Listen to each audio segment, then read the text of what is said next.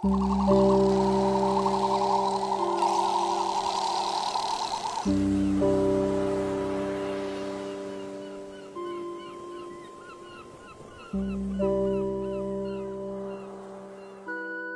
sebagian besar burung di dunia, penampilan jantan menjadi senjata utama dalam persaingan memikat betina. Tetapi di antara segala macam pertunjukan cinta dunia burung, dari tarian rumit burung cendrawasih hingga nyanyian panjang burung murai, cikalang elok hadir dengan pertunjukan yang paling teatrikal. Mereka tidak hanya menari, tetapi juga mengembangkan balon merah terang di lehernya hingga sebesar bola perak, menggantung megah seperti jantung cinta yang siap untuk meledak. Apa yang tampak seperti balon ini disebut sebagai gular, kantung udara yang terletak di bagian bawah tenggorokan. Pada kebanyakan burung, bagian ini nyaris tidak terlihat. Tetapi pada cikalang elok jantan, bagian ini tumbuh menjadi kantung kulit elastis berwarna merah terang yang bisa digembungkan dengan udara. Saat tiba musim kawin, kantung ini menjadi alat utama bagi jantan dalam strategi memikat hati sang pujaan. Untuk mengembangkan gular itu, jantan akan menelan udara dan memompanya ke dalam kantung melalui gerakan otot tenggorokan. Kemudian hasilnya, kantung itu akan mengembang dengan perlahan, menjadi balon raksasa berwarna merah cerah yang tampak kontras dengan tubuh hitamnya yang berkilau. Bahkan dari jarak puluhan meter, warna merah ini akan tampak menyala seperti bendera cinta yang dikibarkan di langit tropis. Warna merah pada kantung gular bukan sekedar ornamen biasa. Warna itu adalah indikator biologis yang menandakan kekuatan, kesehatan, serta kualitas genetik jantan. Artinya, semakin cerah dan besar kantung itu, maka besar pula cadangan energi, sistem pernafasan yang efisien, serta kemampuan bertahan hidup. Itulah mengapa betina cikalang akan lebih tertarik pada jantan dengan kantung yang besar, cerah, serta mengembang penuh. Jika warna merah tampak pucat atau tidak mengembang dengan sempurna, betina akan melewati mereka begitu saja. Maka tidak heran jika para jantan seringkali bersaing secara sengit dalam pertunjukan pamer gular. Maksud mereka bukan saja mengembangkan balon, tetapi juga mengeluarkan suara berdengung, menggetarkan kantung itu dengan gerakan kepala, serta membuka sayap lebar-lebar demi menambah dramatisasi.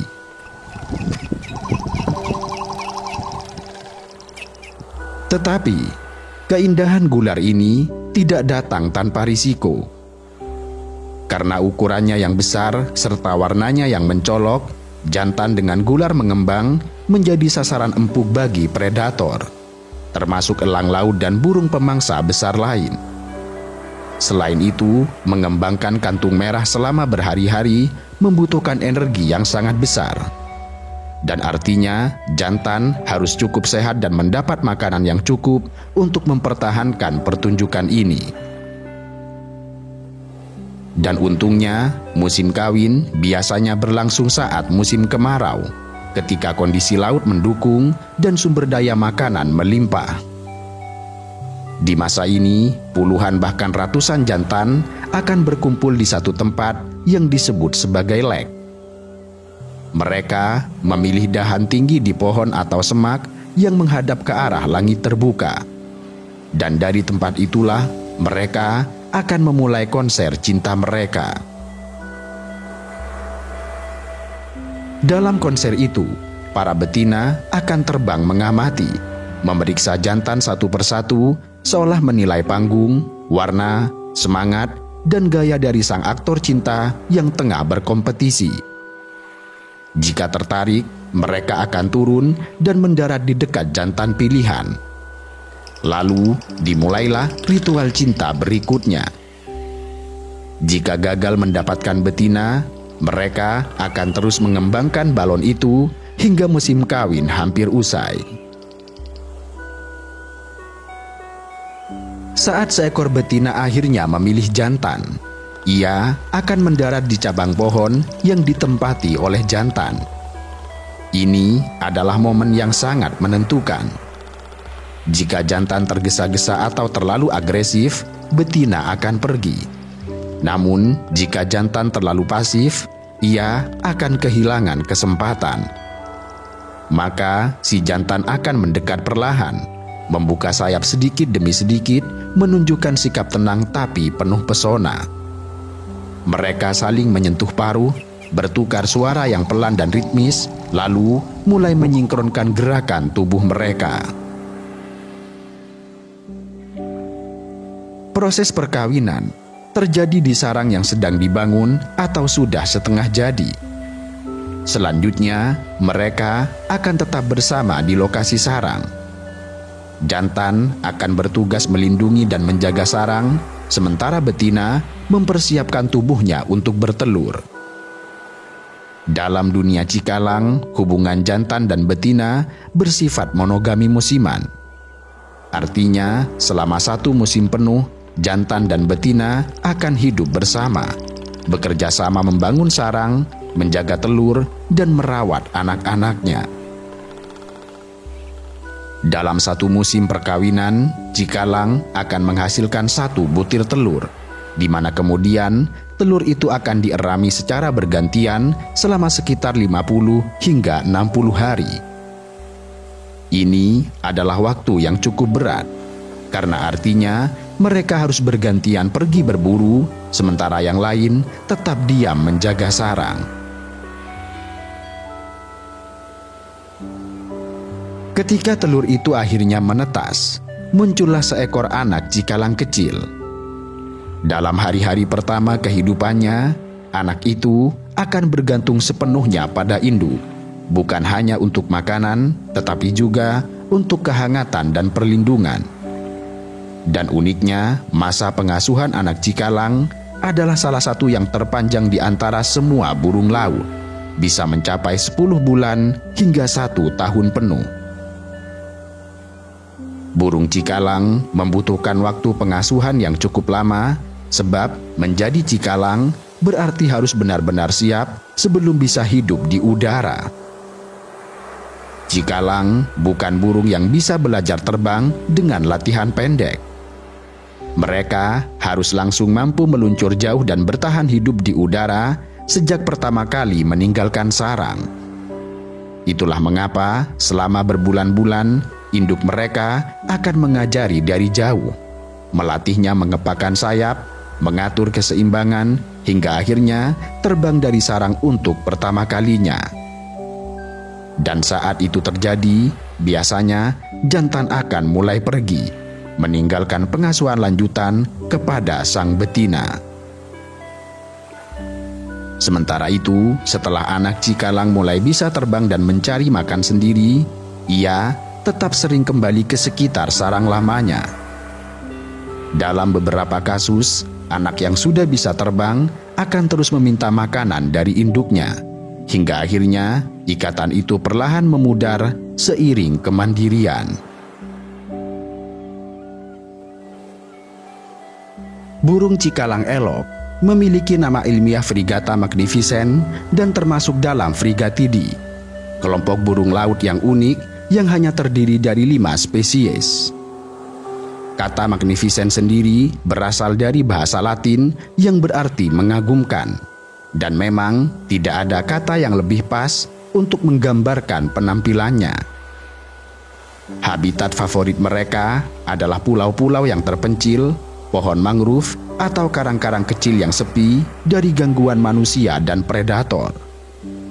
Dari tempat-tempat seperti itu, mereka bisa mengangkasa selama berjam-jam, menempuh jarak ratusan kilometer tanpa menyentuh daratan sama sekali.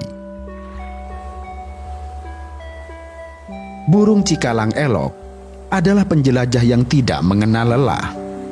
Mereka tidak terikat pada batas negara, tidak tunduk pada garis pantai, dan tidak bergantung pada daratan kecuali untuk satu hal, yaitu untuk membesarkan anak. Sebaliknya, hidup mereka adalah hidup di udara. Mereka bisa menghabiskan berhari-hari tanpa pernah mendarat, hanya melayang di atas laut, membiarkan angin tropis membawa mereka sejauh mungkin. Mereka adalah pengembara samudera, makhluk langit yang berpijak di atas gelombang serta terbang bersama angin. Salah satu kemampuan paling luar biasa dari Cikalang Elok adalah kemampuannya untuk terbang selama berjam-jam tanpa mengepakkan sayap. Dengan bentang sayap hingga 2,3 meter, tubuh ringan dan desain aerodinamis yang nyaris sempurna, mereka bisa meluncur mengikuti arus angin dan termal laut, menghemat energi secara ekstrim. Penelitian menunjukkan bahwa Cikalang Elok bisa terbang sejauh ratusan bahkan ribuan kilometer dalam satu perjalanan. Beberapa individu tercatat menempuh jarak lebih dari 3.000 km dari lokasi koloni asal mereka. Ini menjadikan Cikalang Elok sebagai salah satu burung dengan dwell time terlama di udara. Beberapa ilmuwan percaya bahwa mereka bahkan bisa tidur sambil melayang, memasuki fase tidur sejenak di satu belahan otak seperti yang dilakukan oleh albatros serta burung laut lain. Dan uniknya, meski hidup di laut, mereka hampir tidak pernah menyentuh air. Mereka tidak bisa menyelam atau berenang layaknya burung camar, pelikan, atau albatros. Demikian ini karena tubuh Cikalang Elok tidak dilengkapi kelenjar minyak yang membuat bulu mereka tahan air. Jika mendarat di laut, bulu mereka akan cepat basah dan berat, membuat mereka kesulitan untuk terbang kembali. Karena itu, mereka menangkap mangsa langsung dari permukaan laut, menyambar ikan kecil, ubur-ubur, atau cumi-cumi yang mengambang, tanpa pernah menceburkan diri ke lautan. Burung Cikalang Elok paling sering ditemukan di perairan hangat, tempat arus laut membawa nutrisi dari dasar laut ke permukaan.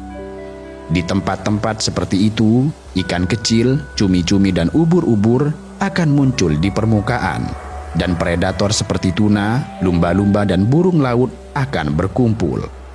Dan Cikalang sangat paham bagaimana memanfaatkan momen ini. Mereka akan berputar tinggi di langit, memperhatikan gerakan permukaan air, dan melayang rendah untuk menyambar mangsa saat kesempatan datang. Tetapi yang paling khas dari mereka adalah jika ada burung lain yang menangkap ikan lebih dulu, di mana Cikalang bisa langsung mengubah arah serta memburu pemilik ikan dan memaksanya untuk segera melepaskan tangkapan. Burung Cikalang Elok memang dikenal sebagai perompak yang sangat cerdik. Di antara ratusan spesies burung laut yang hidup di dunia, hanya sedikit yang dikenal karena perilaku yang begitu mencolok dan tidak biasa seperti Cikalang Elok. Mereka bukan hanya pemburu oportunis, tetapi juga seniman kleptoparasit, makhluk yang tidak pernah segan untuk merebut hasil kerja keras makhluk lain demi bertahan hidup. Kendati demikian, mereka melakukannya dengan cara yang luar biasa indah, nyaris artistik, penuh strategi, kecepatan, dan presisi. Dalam ilmu biologi, kleptoparasit adalah bentuk interaksi di mana satu organisme mencuri makanan dari organisme lain, baik dengan cara merampas secara langsung maupun memaksa korban memuntahkan makanannya. Perilaku ini ditemukan di berbagai hewan, dari serigala hingga ikan. Namun pada burung laut, Cikalang Elok adalah salah satu yang paling terampil serta paling konsisten melakukannya. Mereka tidak berburu dengan mencelupkan paruh ke laut seperti camar, juga tidak menyelam layaknya bubis atau pelikan. Sebaliknya, mereka mengintai dari ketinggian, menunggu momen yang paling tepat, lalu melesat turun seperti peluru untuk menyergap korban yang membawa ikan.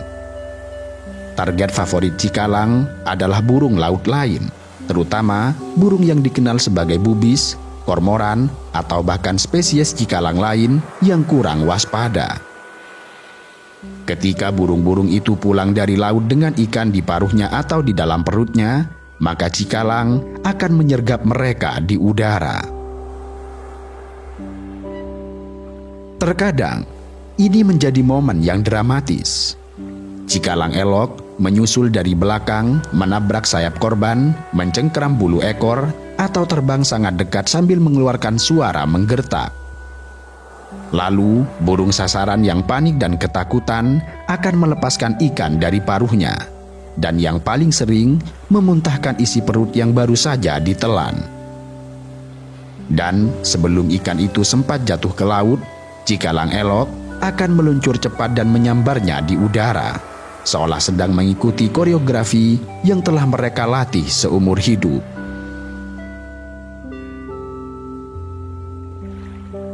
Merampas makanan di udara bukanlah pekerjaan mudah. Dibutuhkan kecepatan tinggi, kemampuan manuver ekstrim, serta pengamatan tajam. Dan hebatnya, cikalang elok memiliki semua keahlian yang sangat dibutuhkan itu. Mereka bisa melesat dengan kecepatan luar biasa, memutar arah secara mendadak, bahkan mengejar mangsa dalam formasi akrobatik yang membuat burung pemangsa seperti elang pun tercengang. Sayap panjang dan ringan mereka membuat manuver tajam lebih mudah dibandingkan burung besar lainnya. Tentu saja, tidak semua percobaan berhasil. Beberapa kali, burung sasaran berhasil melarikan diri atau menolak untuk muntah. Kendati demikian, cikalang elok tidak pernah menyerah. Mereka akan terus mengejar, memutar, menyergap dari arah tidak terduga, hingga akhirnya mangsa itu menyerah. Perilaku merampas ini bukan hanya karena mereka malas atau licik, seperti yang kadang dibayangkan manusia, tetapi justru karena kleptoparasit menjadi strategi adaptif yang sangat efisien secara energi. Karena tidak bisa menyelam dan tidak bisa bertengger di atas air, mencari makanan sendiri di laut bukan perkara mudah bagi cikalang. Maka merampok dari burung lain yang sudah lebih dulu bekerja menjadi solusi cerdas. Dengan mengandalkan keterampilan terbang dan kecepatan, mereka bisa mendapat makanan tanpa harus menghadapi tantangan laut langsung. Dan bagi mereka, ini bukan kebiasaan buruk. Ini adalah bagian dari sistem ekologis mereka, sebuah strategi untuk bertahan hidup. Perilaku merampok juga terjadi di darat, terutama di sekitar koloni sarang. Cikalang jantan kadang mencuri ranting dari sarang tetangga untuk mempercepat pembangunan rumahnya. Mereka juga bisa mencoba merebut makanan yang dibawa induk lain untuk anaknya. Namun demikian, perbuatan ini lebih berisiko. Dan di lingkungan koloni, ada banyak mata yang mengawasi serta bisa membalas. Karena itu, kleptoparasitisme udara tetap menjadi spesialisasi utama mereka. Menariknya, dalam banyak budaya pesisir, cikalang elok tidak pernah dianggap sebagai makhluk pemalas atau jahat. Sebaliknya, mereka sering dipandang sebagai simbol kelicikan yang cerdas, keberanian, dan bahkan keanggunan. Di beberapa wilayah Pasifik, mereka disebut sebagai penari badai, burung yang tahu kapan harus merampok dan kapan harus menari bersama angin. Bagi ilmuwan pun, perilaku mereka adalah studi klasik tentang adaptasi, evolusi perilaku, serta efisiensi energi. Bahkan dalam sistem alami yang keras sekalipun, selalu ada ruang untuk kreativitas.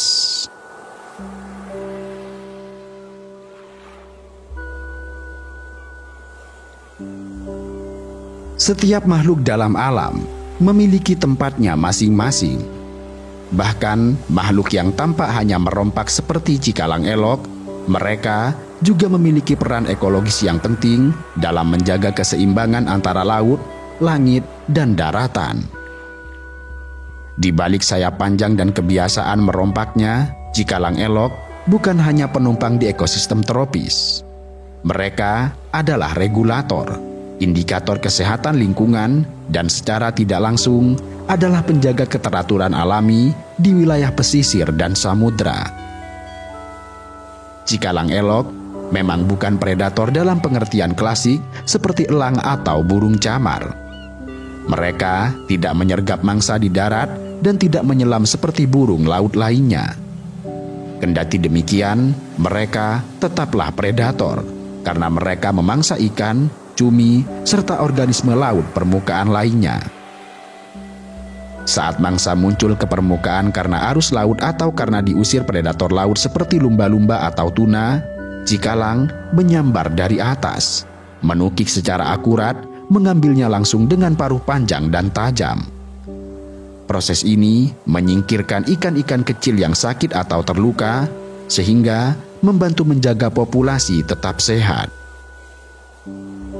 Mereka juga bisa menjadi pendorong bagi para pemangsa secara tidak langsung.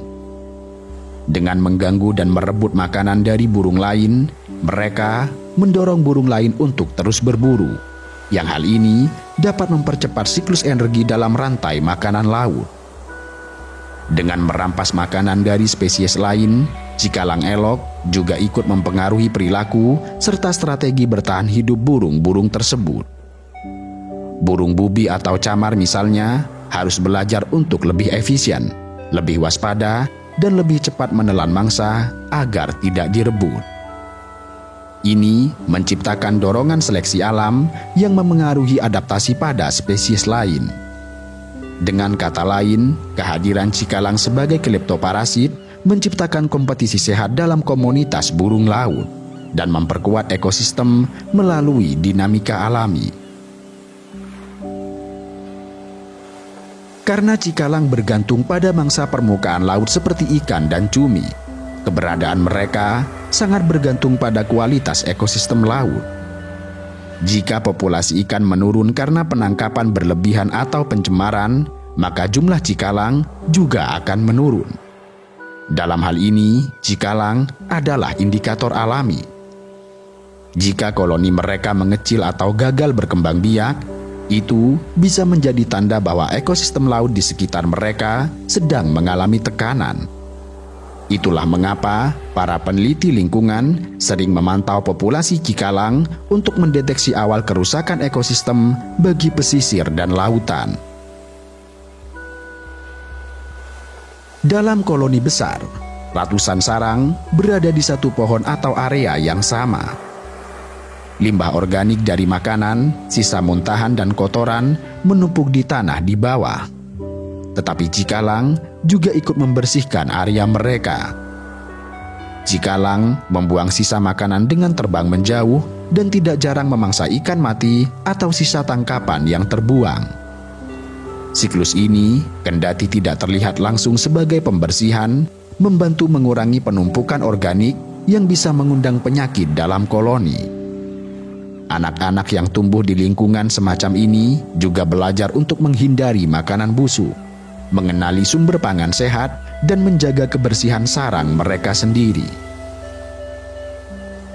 Di samping itu, selain peran di laut, cikalang juga memengaruhi ekosistem darat tempat mereka bersarang. Dengan berkumpul di mangrove atau semak di pulau-pulau kecil, mereka menjadi penyubur alami. Kotoran mereka yang kaya nitrogen dan fosfor dari makanan laut jatuh ke tanah, kemudian menyuburkan tumbuhan sekitar. Ini menciptakan siklus nutrisi yang unik. Laut memberi makan pada cikalang, kemudian cikalang memberi pupuk pada tanah, dan tanah menumbuhkan vegetasi yang menjadi habitat bagi mereka.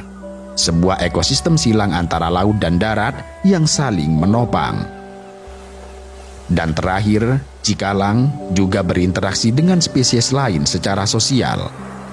Di beberapa tempat, mereka bersarang berdampingan dengan burung laut lain seperti kormoran, bubis, dan pelikan. Kehadiran mereka bisa memberi efek alarm. Karena penglihatan serta pendengaran mereka yang tajam, mereka seringkali menjadi yang pertama kali mendeteksi bahaya dari langit, memberi sinyal peringatan bagi koloni campuran lainnya. Dan sebaliknya, burung lain juga bisa memberi perlindungan tidak langsung bagi anak cikalang dengan menciptakan efek massa, yang artinya semakin banyak burung, maka semakin sulit bagi predator untuk fokus menyerang satu target.